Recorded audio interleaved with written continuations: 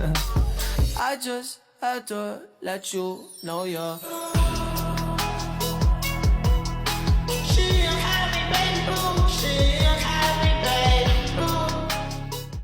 Assalamualaikum warahmatullahi wabarakatuh. Perkenalkan, nama saya Lisa Rahmania Dewi dengan NIM A1D5244045. Di sini saya akan menjelaskan mengenai dinamika psikologi perkembangan. Yang pertama yaitu hakikat pendidikan dan psikologi pendidikan. Pendidikan adalah proses seumur hidup yang membuka pintu potensi tak terbatas dalam diri manusia. Di Indonesia, pendidikan bukan sekedar transfer ilmu, melainkan pembentuk karakter beriman, berilmu, dan berkarakter mulia melalui interaksi dinamis. Psikologi pendidikan menjadi kunci memahami perilaku belajar siswa secara mendalam, sehingga proses pendidikan dapat beradaptasi dengan era digital. Hakikat pendidikan yang pertama yaitu proses sepanjang hayat. Pendidikan bukan hanya sekedar transfer pengetahuan. Ia berlangsung sepanjang hidup dan beradaptasi sesuai konteks sosial dan teknologi. Yang kedua yaitu pembentukan karakter. Fokus pada pembentukan nilai, moral, dan kepribadian sehingga siswa dapat berkembang optimal. Yang ketiga yaitu ekosistem pendidikan. Guru, siswa, keluarga, dan lingkungan bekerja sama mempengaruhi hasil pendidikan. Yang keempat yaitu dinamis dan kontekstual. Pendidikan berubah mengikuti perkembangan zaman dan kebutuhan masyarakat. Selanjutnya yaitu ada fungsi tujuan pendidikan.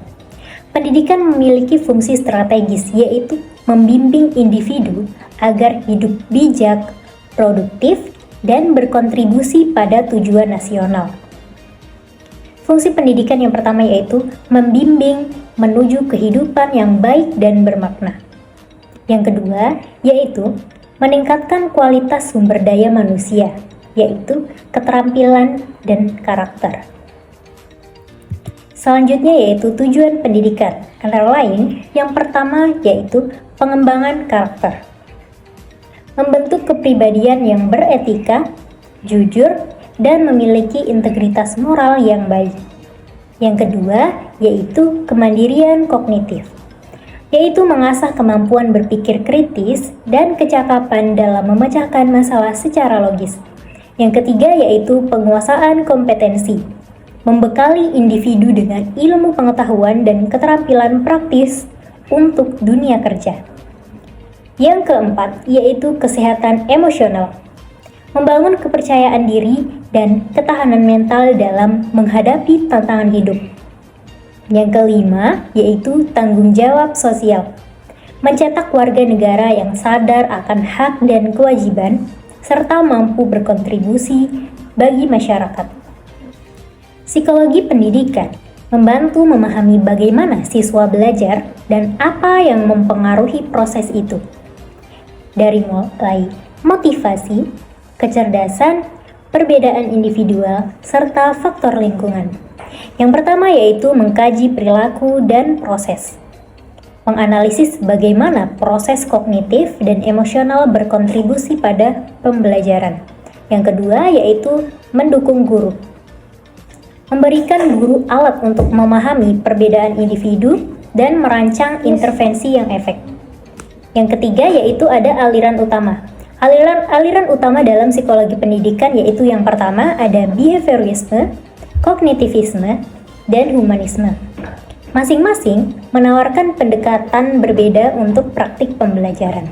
Konsep dasar tumbuh kembang, pertumbuhan versus perkembangan. Pertumbuhan meliputi aspek fisik seperti tinggi badan, berat badan, dan perubahan tubuh. Sedangkan perkembangan yaitu perubahan fungsi kemampuan dan kematangan psikologis. Keduanya saling terkait dan dipengaruhi oleh faktor genetik serta lingkungan. Proses berlangsung sepanjang hidup yang membutuhkan perhatian konteks usia. Selanjutnya ada teori maturasi yang dikemukakan oleh Gesell. Gesell menekankan bahwa perkembangan mengikuti pola kematangan biologis yang tidak bisa dipaksakan. Kesiapan anak menentukan kapan kemampuan tertentu muncul. Yang pertama yaitu variasi individual dalam kecepatan. Meskipun urutan perkembangan seperti duduk, merangkak, lalu berjalan bersifat universal dan tetap bagi semua anak, Gesell menekankan bahwa setiap anak memiliki kecepatan atau ritme masing-masing dalam melewati tahapan tersebut. Selanjutnya yaitu kematangan internal. Gesell percaya bahwa perkembangan anak ditentukan oleh faktor genetik dan biologis yang sudah terprogram sejak lahir. Lingkungan memang berpengaruh, namun tidak bisa memacu perkembangan melampaui jadwal kematangan biologis anak tersebut. Teori maturasi sering digunakan oleh para pendidik dan dokter anak untuk menentukan norma perkembangan atau milestone guna memantau apakah seorang anak berkembang sesuai dengan rata-rata usianya. Selanjutnya ada tahapan pertumbuhan dan perkembangan. Yang pertama yaitu prenatal. Masa prenatal yaitu masa dalam kandungan, masa sejak pembuahan hingga kelahiran. Terjadi pembentukan organ-organ tubuh, pertumbuhan sangat cepat, serta perkembangan sistem saraf. Faktor gizi, ibu, dan kesehatan sangat mempengaruhi perkembangan janin. Yang kedua yaitu masa bayi. Dimulai dari umur 0 sampai 2 tahun.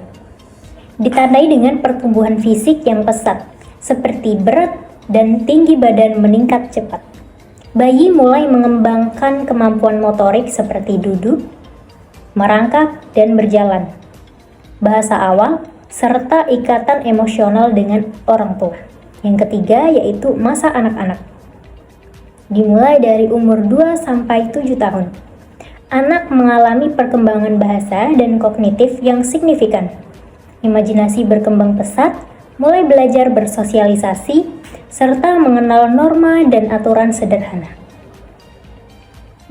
Selanjutnya yaitu masa remaja awal, dimulai dari umur 7 sampai 11 tahun. Perkembangan kognitif mulai lebih logis dan terstruktur. Anak-anak mulai mampu berpikir konkret, meningkatkan keterampilan akademik, serta memperluas hubungan sosial.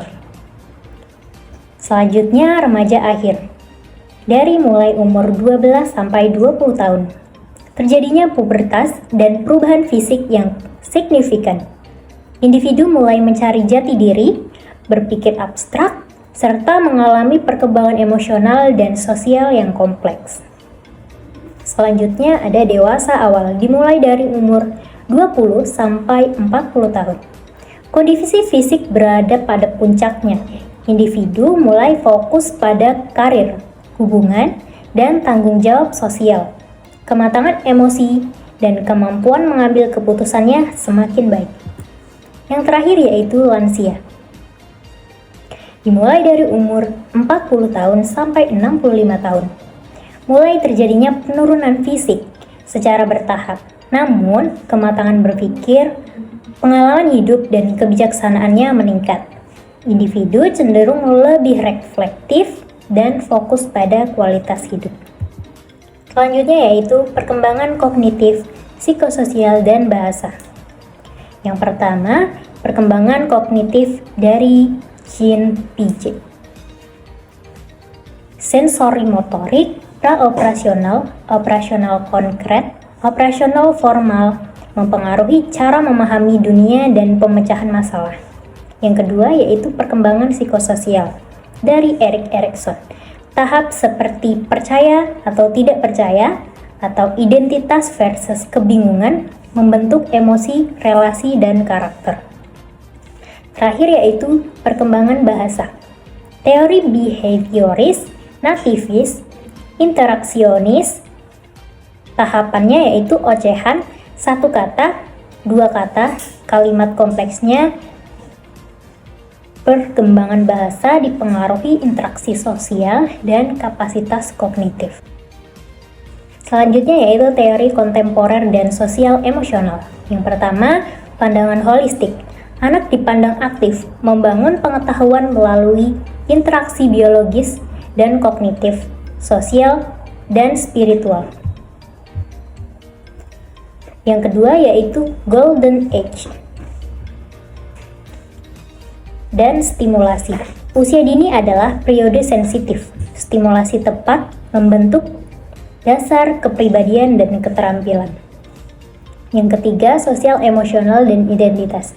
Penting untuk kemampuan regulasi emosi, empati, dan pembentukan identitas melalui eksplorasi sosial. Selanjutnya ada diversitas, inklusi, dan teori pembelajaran. Yang pertama yaitu diversitas sosiokultural, yang memengaruhi gaya belajar, tanam sikap menghargai dan relevansi budaya dalam materi. Yang kedua, pendidikan multikultural, mendorong lingkungan inklusif, toleransi, dan bekerja sama antar siswa. Yang ketiga yaitu gender dan kesetaraan. Bedakan gender dan seks biologis. Hindari stereotip yang membatasi kesempatan belajar. Yang keempat yaitu intelijensi dan pembelajaran. IQ bukan salah satu ukuran. Interaksi genetik dan lingkungan menentukan potensi. Gunakanlah pendekatan diferensiasi. Yang kelima yaitu teori pembelajaran. Ada teori behaviorisme, meliputi praktik dan reinforcement, dan kognitivisme, yaitu proses mental. Keduanya saling melengkapi dalam desain kurikulum yang efektif. Mungkin itu saja penjelasan dari saya. Semoga materi yang telah saya sampaikan bisa bermanfaat bagi teman-teman semua. Saya akhiri. Wassalamualaikum warahmatullahi wabarakatuh. I just had to let you know you're